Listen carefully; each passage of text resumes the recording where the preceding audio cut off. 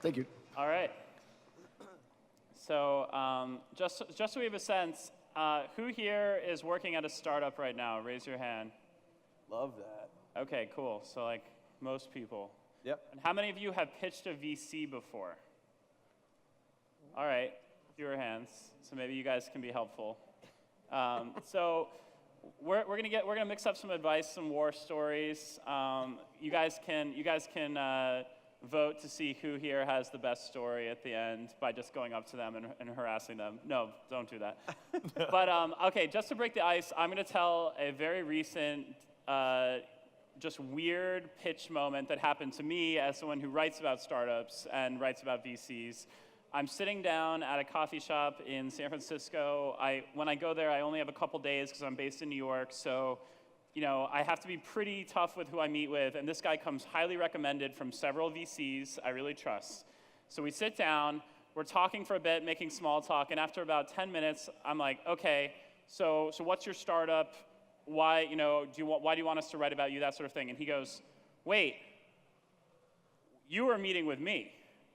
And I'm like, no, you're here to pitch me a story. And he goes, no, my VCs just told me to show up and you'd have some questions for me.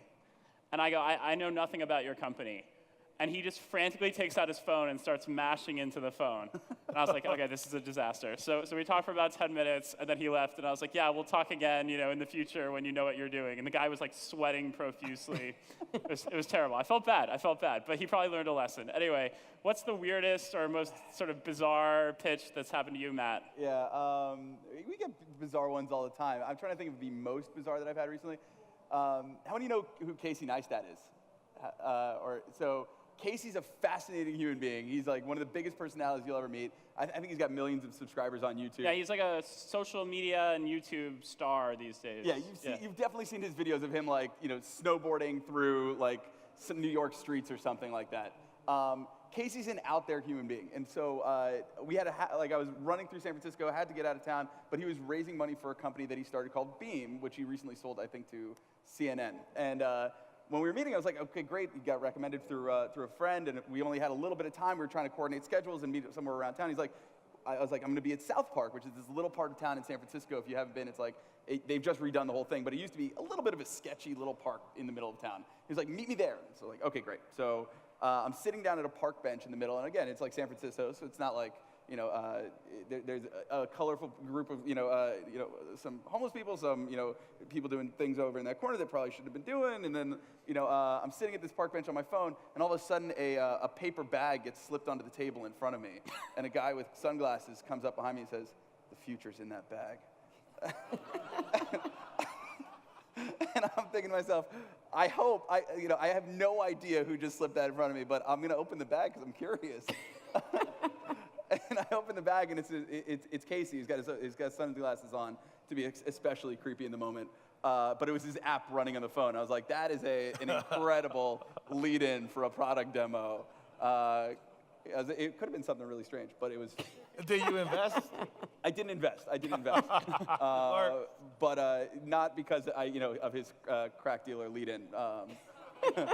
So the audience knows what kind of brown bag should they hide something in. Yeah, definitely don't. I believe in transparency, so the brown paper bag is a bad way to start a relationship.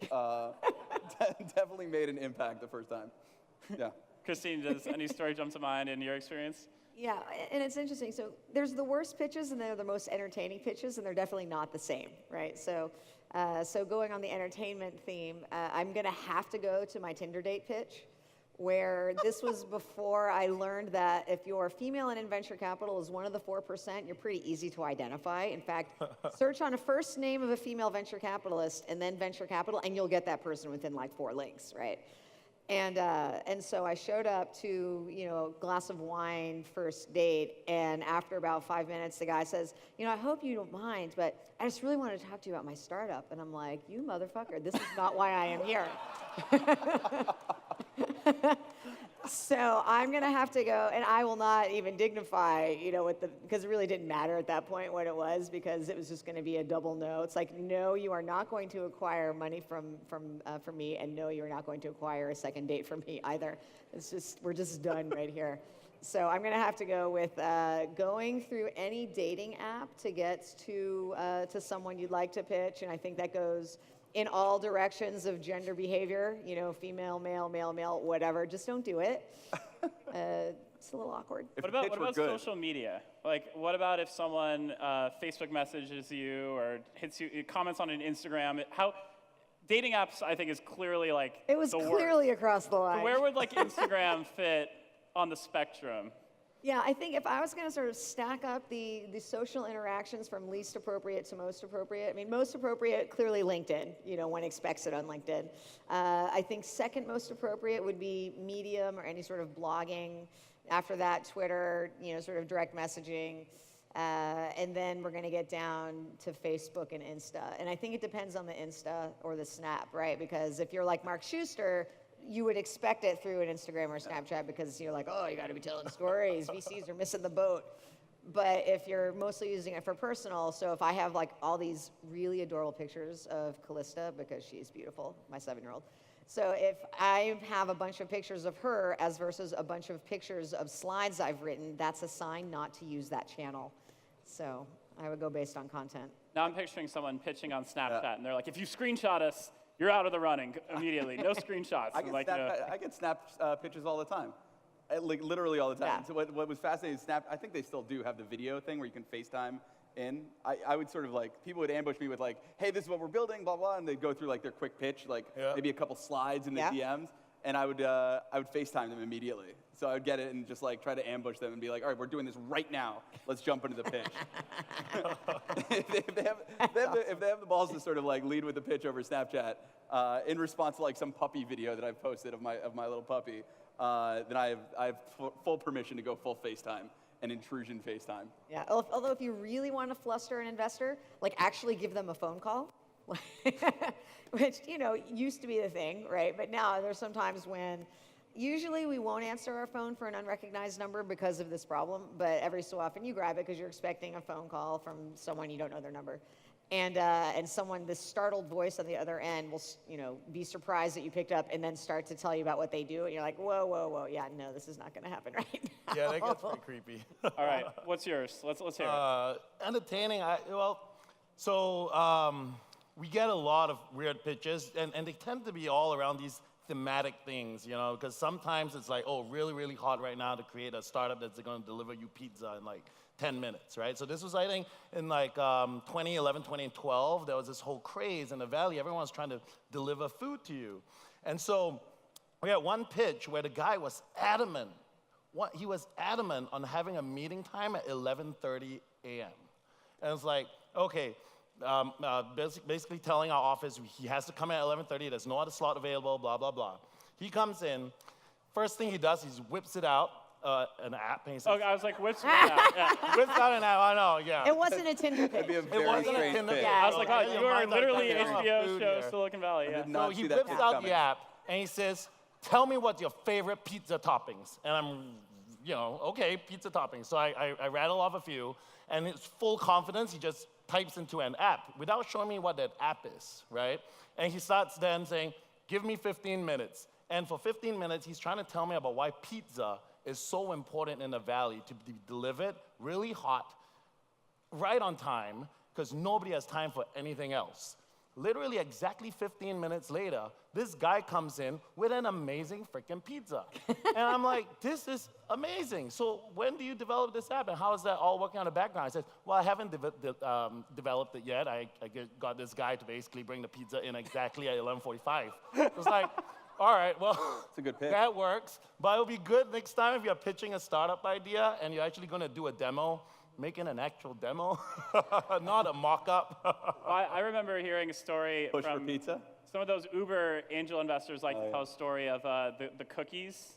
Yeah, Yes, they were do going you to have know that? cookies in the early Uber days of actually like fresh baked cookies that would show up to your door. I think they were a little bit out of sorts when they were coming up with the idea for the cookie delivery. Yeah, and I heard Travis had to be talked down from having like an easy bake oven in the first Ubers in the front right seat, you know, to like give you fresh cookies. And they were like, there are a lot of like health and safety reasons why maybe an easy bake Well, oven they is ended up not- with water They should bring it back though. A lot He doesn't want easier. cookies. Yeah, it would help with the PR. So guys, what's the best way to reach you, or what's the most creative way for a startup that, let's say, doesn't already, the founders don't know you personally, to cut through the noise and kind of impress you guys? Yeah. Come through a CEO. I mean, this is probably true of most investors. If someone I've already funded and who is already prioritized to pop to the top of my inbox, right? Because that's the most important person I talk to is one of my CEOs or founders. Get through one of them, and I'm not only going to respond to you more quickly, I'm just going to see it more quickly because I've already prioritized that person in my inbox. You don't want to be in the thousand pit. Yep. Like, it's not a good place to be. I'll echo that and go, so if there's a founder in our portfolio and you've built a product and you're servicing that company and you've sold into that founder, that is the best, because then you're getting like warm lead from a really high signal that I'm immediately going to get back to, who's also like vouching for your product. We've made a few investments based on CEOs in our portfolio saying, I'm using the product that this founder is going to pitch you, and you should absolutely meet with them because it's helping my business. That's like done. I gotta see that person immediately. Yeah, I agree with that. I mean, the best way in is typically when you get references from a portfolio of CEOs, not just one, but many using that product or talking about you as a founder. So network your way into that. Audience, one more hand raise. How many people here are not from Silicon Valley? They're outside of Silicon Valley. Wow. Awesome. That's really awesome. Okay, so let's say they're not in the Bay Area and they're not just like going to college with or rubbing shoulders in the coffee shop with CEOs that you know. Is there a way to cold pitch you guys or really kind of Hail Mary you that you've seen work in the past? It's really, really rare. If you're going to do it, you have to put it's got to be brief. It's got to be, ideally a product demo that we can see that you can quickly grok, examples of quick traction and people that you've worked with in the past or interacted with in the past. And frankly, you can front load a lot of this, and a lot of you in the room are doing this now by being here and by interacting with people, in the tech world, and by making those sort of early customer relationships to start giving you signal out of the noise. And so I think you're all doing the right things, which is be present in the industry first. Start by trying to build a rapport. Interactive in Twitter. I've met a lot of founders, by being, months before they ever tried to raise capital or years before they ever tried to raise capital, by being responsive and helpful and interesting and thoughtful in the tweets, and you sort of build a rapport that way. I think those are good ways. But frankly, warm intros will be a dramatically different sort of opportunity for you. But you definitely can't always get them, and I think that happens either because geographically you're just not in the right place, although frankly you might have to move your company if that's the case. And I think for people that are underrepresented, so whether it's women or minorities or military that have been overseas, there are a lot of folks who just don't have the same network access. And so for folks like that, often coming through some sort of interest group or interest association can help. I've had that happen, whether it's been a women's special interest or an AI special interest. Often just being active in groups like that, and I see that you're active in there. Twitter is good, so if someone, at Christine's, I will see it because, of course, we all obsessively check our notifications to see, what's our mentions? Did anyone say anything really mean about me? And those things do come to notice even before that first conversation, like you said. Yeah, I'd say the signal to noise ratio is so low right now that it's really hard to just take anything seriously if it doesn't come through a good reference. So what I typically recommend if you're not in the Valley and you have a really interesting idea or you've been working on something, go find and talk to people that could potentially be great mentors, people that are thought leaders in the space. You can do cold reach outs now. These networks are all so open. You talk about LinkedIn. You can find these folks. Reach out to a few of them. Express your mission around why you want to build it. See if that resonates. You'll end up finding a few folks that will say, hey, this guy has, something that he really wants to build, and I appreciate that proactivity. And if you manage to find a few of these mentors who are in the networks, have them connect you to folks. Because at the end of the day, if you're doing a cold reach out to a venture capitalist, it's just really not going to work. Yeah, and I did some mentor hour earlier today. And the piece of advice which I would put out here, since a lot of you are not from the Bay Area or New York, I'm assuming, there's this phrase called, can I get together and pick your brain? Can I pick your brain? And the last thing I need are a bunch of holes in my brain. So no, you may not pick my brain. But what you can do is trade with me, right? And so what I usually recommend to folks is if you don't have the network to get to me, give me something that I find interesting that I might be willing to trade with you for. And it's usually not that explicitly or coldly said, but say, hey, I see that you're doing investments in IoT I'd love to talk to you about what I'm working on and maybe see if some of the research I've done would be helpful to you and a couple little things about it. Things like that, because then people want to take that cold meeting because you have something to offer. You're an expert on something.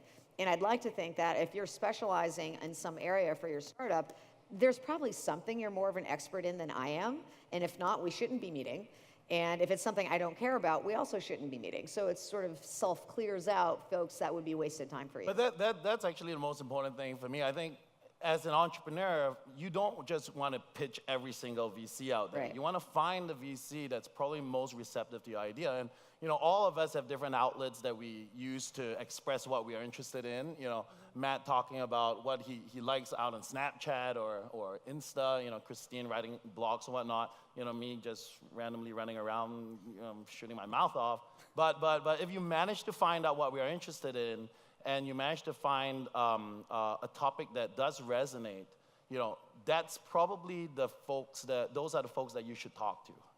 There are maybe only 3 to 4 VCs out there that are most receptive to your idea. So figure out who they are before you go out and pitch. Well, and that's completely the same with press. If you guys ever want to talk to a reporter, if you're a small startup and you can't prove a lot of traction or a lot of revenue or the same things that pretty much a VC might look for, can you be an expert? Can you peel something back for us and make us smarter? I think any reporter is going to be 10 times more receptive for a meeting if it can give us a lead somewhere else to pursue, and then you have a relationship building for when the time is right. And I'm sure you guys have done the same thing, where later on someone becomes interesting as an investment who you met kind of beforehand, right? Well, we are always canvassing themes, right? So for me, for instance, if I'm really interested right now in co-living spaces, I want to meet everyone out there that's building something in that space. So if you know that about me and your startup's in that category, I'm always going to be receptive, even to a cold email. Is there anything that you guys feel like you say over and over when you do take meetings that, it gets annoying to have to remind people, or just when you have a ton of people in a room like this, you can save everyone a lot of time by giving a piece of advice that you just find comes up frequently, have your pitch down cold so that you're not rambling or something like that? Don't bury the lead. And I can't tell you how many times slide 10, slide 12, you finally, oh, so that's what you do.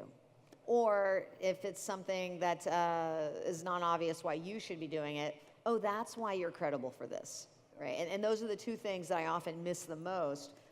Why are you the credible person to do whatever it is that you're doing? And that needs to be right up front, particularly if you're a first-time entrepreneur, if you're a woman or another underrepresented group that often has a little trouble getting past the friction of credibility.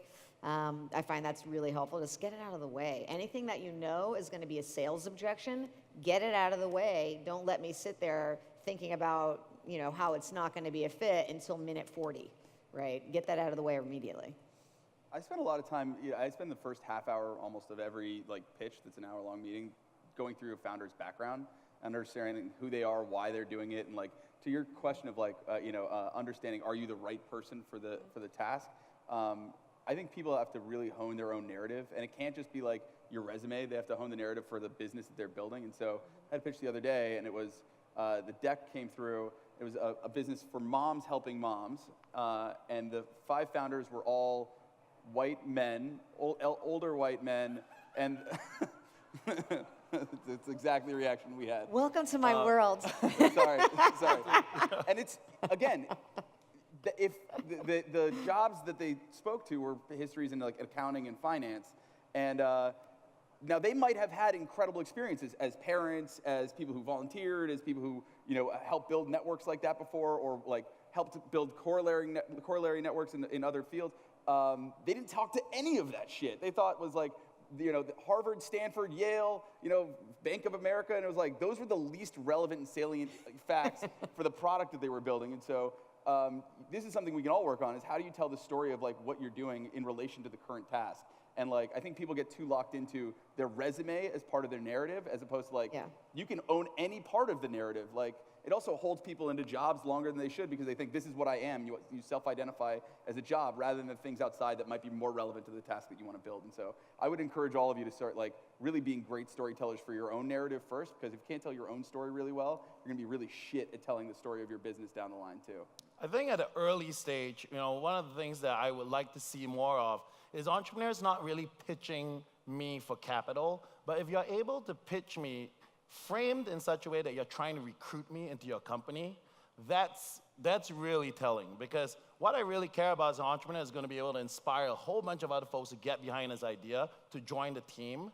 And if you're able to make me walk out of that meeting and feel, fuck, I wish I were part of that team, that speaks volumes. And you can do that. We often God, that'd be so cool to be part of that thing. And you're like, oh, it's not my job. That one thing. Why would I give everything up to work for you? Yeah. And so I want to push back to storytelling. And this is advice I got years ago when I was out pitching for money for a startup. It was fantastic, which was, think about your story that you want to tell. So let's assume you have 10 or 12 slides. And what's the point of each one? And don't think about the content. Don't think about how you're going to make those points. Just say, literally open up a spreadsheet and have 12 rows and say, what's the point I need to make and what order should they be in to tell the story? And once you have that, then decide what content proves that point. Because there's a bunch of crap that people put into slide decks because they feel like they have to talk about it because it must be important, but it's actually not relevant to the story at all. That's something that would be a follow-up later. Just tell us the story that counts so we get it. And when they try to think about how you guys think, are you trying actively to get out of your comfort zones right now? How do you guys kind of combine a thesis or sort of a macro look at your portfolios with then these very face-to-face individual interactions? Go ahead. Well, so when I walk into a pitch, I usually already have some kind of bias. So I'm going in there, if I already like the idea, I like the space, I'm looking for reasons to not invest. If I don't already know enough about the space, I'm waiting for that aha moment for me to just feel so inspired. I don't love pitches that have slide decks. I mean, we all do early stage. I would say if you're at the seed stage and you have a slide deck, that's already, to me, a big, why the hell do you have a slide deck? What information do you actually have about the state of the business, You should be able to inspire me with a green field vision. When it comes to Series A, yes, I think every single slide needs to have a point. But when I'm there and you're actually putting items on a screen for me, I'm going to be picking at every single thing, which means that I'm likely overlooking some of the real, passion-driven kind of interactions that you can get out of that 1 hour. So don't lose that. Don't waste that with content that's static. Be dynamic, react, because it's a conversation. The best pitches to me are a conversation. Because if we're in lean back mode and we're listening, we're not engaged. And I think particularly at early stage, the seed investor knows they will be part of coaching you through figuring out what your business actually is, because it's going to be different from day one to when you go out to raise your next round of funding, presuming you get to that point. So for me, when I'm thinking about, what sort of pushes me, sometimes it is a specific thesis, a specific area that, we're very interested in, particularly as a strategic investor. We are going to have a lot of those, and there will be some ocean boiling on some of those, unfortunately, because that's a lot of work. And then sometimes it's just chemistry driven, and this is an entrepreneur who I think is smart and fantastic to work with, and I want to work with them, and I'm just excited to hear what they're doing next, right? Do you have a final thought, Maz? Yep. Yeah, on that point, I think we do really broad things out of Lowercase, and so it's everything from fintech to govtech to social network.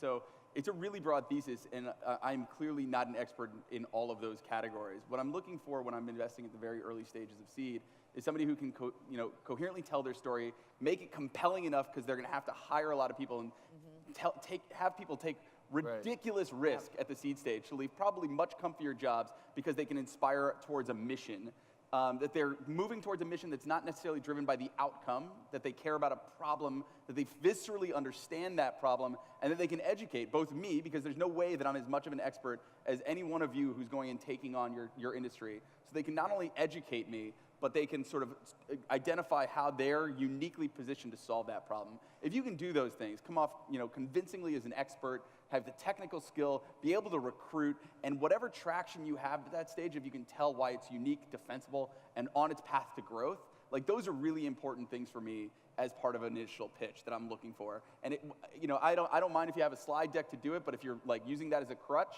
you're not going to have that slide deck in every conversation with a hire or with a reporter or a financier. And so you have to be able to use it as additive to a conversation of like your mission and why you're unique. And so again, that's why we do so many different categories, is because I've found founders who are able to teach me enough that they are an expert in that category. They have social credibility, their background speaks to it, they've got traction in some version, and ideally, I can play with the product too. Like, those are almost always the best pitches, is like hands-on with the product. And frankly, one of the reasons why I think some demo days have suffered is because you no longer have live code running during those procedures. You can't really get a sense for how the product is going. So that's as fast as I can do. I could hear you guys give advice all day, but we got to go. Thank you so much Thanks, for all guys. the insights.